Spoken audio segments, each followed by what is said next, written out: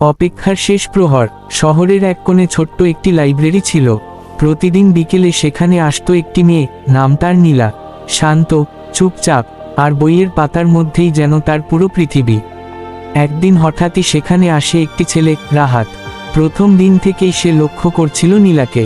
মেয়েটা সবসময় একই টেবিলে বসে, একই জানালার পাশে, আর মাঝে মাঝে বাইরে তাকিয়ে যেন কাউকে খুঁজে। কিছুদিন পর রাহাত সাহস করে নীলার সামনে বসে বলল, তুমি কি প্রতিদিন এখানেই বসো? নীলা একটু চমকে উঠে মৃদু হেসে বলল, হ্যাঁ, এই জায়গাটা আমার ভালো লাগে। সেদিন থেকে তাদের কথা বলা শুরু হয়।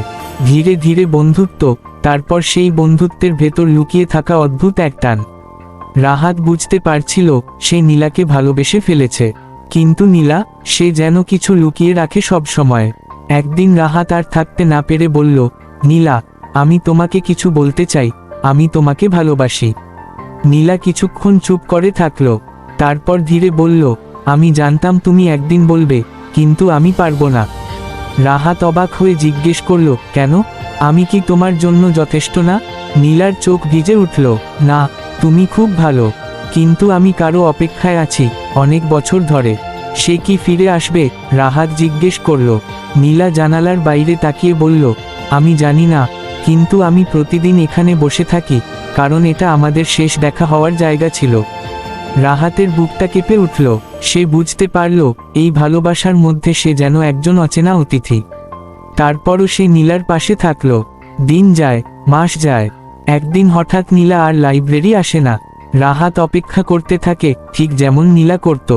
এক সপ্তাহ পর লাইব্রেরির পুরনো এক কর্মচারী রাহাতকে বলল, তুমি কি নীলাকে খুঁজছ? ও আর আসবে না কেন? কাপা গলায় জিজ্ঞেস করল রাহাত। লোকটি বলল, যার জন্য ও অপেক্ষা করত, সে আর কখনো ফিরবে না, অনেক আগেই একটা দুর্ঘটনায় মারা গেছে। আর নীলা এতদিন ধরে সেই সত্যটা মেনে নিতে পারেনি। রাহাত স্তব্ধ হয়ে গেল, তারপর আস্তে করে বলল, তাহলে এখন? লোকটি দীর্ঘশ্বাস ফেলে বলল, ওর পরিবার ওকে অন্য শহরে নিয়ে গেছে, নতুনভাবে জীবন শুরু করার জন্য। রাহাত সেদিন অনেকক্ষণ সেই জানালার পাশে বসেছিল, যেখানে একসময় নীলা বসত। সে বুঝতে পারল, কিছু ভালোবাসা পাওয়া যায় না, তবুও সেটা সত্যি থাকে। আর কিছু অপেক্ষা কখনো শেষ হয় না, শুধু মানুষ বদলে যায়। ভাঙ্গা হার্ট শেষ কথা। ভালোবাসা সবসময় একসাথে থাকা নয়, কখনো কখনো সেটা হয় শুধু মনে রেখে দেওয়া, আর চুপচাপ ছেড়ে দেওয়া।